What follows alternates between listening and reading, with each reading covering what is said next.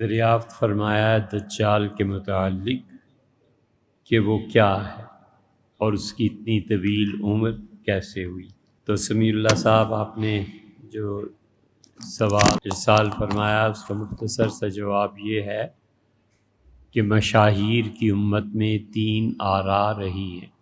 کچھ حضرات کا خیال یہ ہے کہ جنات میں سے ہے اور وہ انسانوں میں سے ہے ہی نہیں، یعنی جنات کی بھی وہ قسم جو شیاطین ہیں اس میں سے ہے۔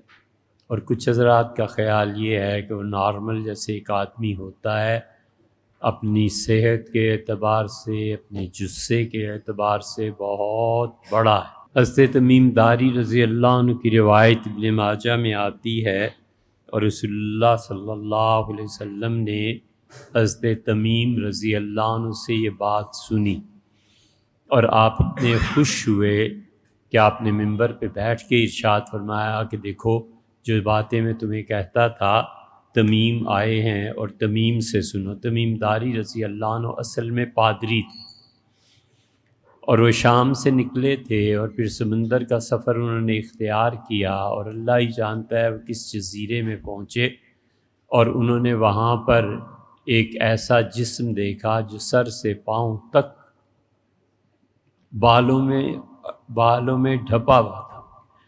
تو انہوں نے کہا تم کون ہو؟ میں اللہ کی پناہ مانگتا ہوں۔ تو اس نے کہا میں دجال کی جاسوسہ ہوں، اس جزیرے میں جاسوسی کرتی ہوں۔ تو پھر آگے اس روایت میں آتا ہے کہ حضرت تمیم رضی اللہ عنہ کی ملاقات ہوئی دجال سے، تو دجال پھر پوچھتا رہا کہ موسیٰ علیہ السلام آ گئے، فلاں آ گئے، فلاں آ گئے، اور پھر اس نے حضور اقدس صلی اللہ علیہ وسلم کے متعلق بھی دریافت کیا، لیکن اس کا جو جثہ تھا وہ عام انسانوں سے کافی زیادہ تھا۔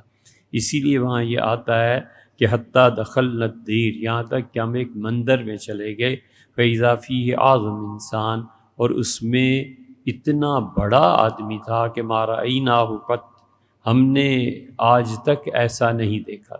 تو ان حضرات کا خیال یہ ہے کہ یہ ایک انسان ہی ہے، اور اسی طرح انسانوں میں البتہ اس کا جسم بہت بڑا ہے۔ مسند احمد میں حضرت انس رضی اللہ عنہ کی بھی روایت آئی ہے، انہوں نے فرمایا کہ یہ اصفہان سے نکلے گا۔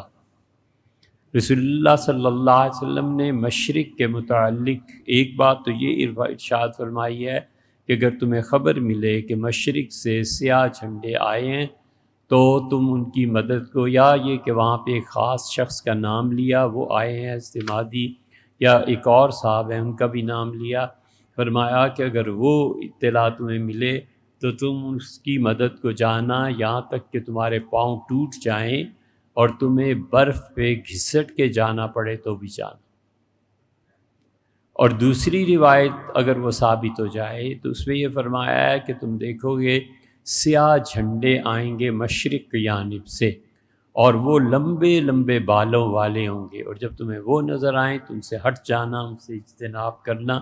یہ دونوں روایات ہیں۔ اور تیسرے اصفہان، اس کے متعلق آیا ہے، خراسان کا ایک شہر ہے، اور ارشاد فرمایا کہ یہاں سے دجال کا خروج ہوگا، اور اس وقت وہاں دجال بہت بڑی تعداد میں سبز رنگ کی چادریں ان کے پاس ہوں گی، گویا ان کا ایک نشان بن جائے گا، اور وہ اس کو اوڑھ کے اس کا ساتھ دینے کے لیے نکلیں گے۔ تو اس لیے دوسری روایت تو یہ ہے کہ بعض اہل علم کہتے ہیں یہ انسان ہے۔ ایک یہ ہے کہ بعض امت میں اکابرین ہیں جنہوں نے دجال کے انسان ہونے کا بھی انکار کیا ہے اور اس کے کوئی جن شیطان ہونے کا بھی انکار کیا ہے۔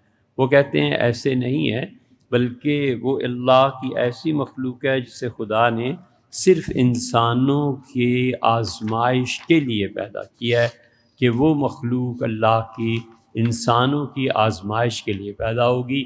اسی لیے رسول اللہ صلی اللہ علیہ وسلم فرمایا کہ حضرت نوح علیہ السلام بھی اپنی قوم کو دجال سے ڈراتے تھے، میں بھی تمہیں ڈراتا ہوں۔